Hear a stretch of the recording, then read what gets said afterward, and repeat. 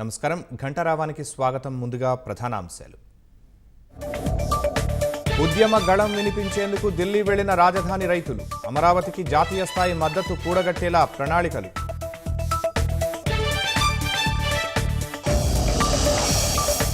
అంగన్వాడీల నుంచే పిల్లలకు భాషపై పునాది పడాలి.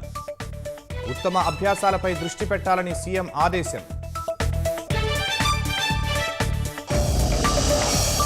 ప్రభుత్వ ఆంక్షలతో అన్నదాతలు నష్టపోతున్నారు. తుపాను బాధితుల్ని ఆదుకోవాలని సీఎస్కు చంద్రబాబు లేఖ.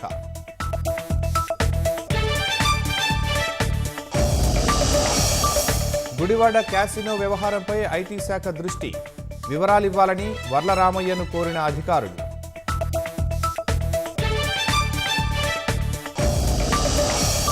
సంకల్ప సిద్ధి చీటింగ్ వ్యవహారంలో వైకాపా నేతల హస్తం. విచారణ జరపాలని అమిత్ షాకు కనకమేడల ఫిర్యాదు.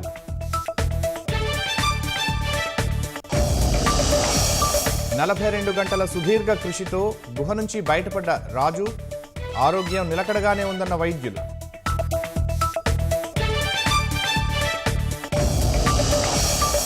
చైనాకు గట్టిగా బదిలిస్తోన్న భారత సైన్యం. సరిహద్దులో డ్రాగన్ సైనికులను తరిమికొట్టిన భద్రతా బలగాలు.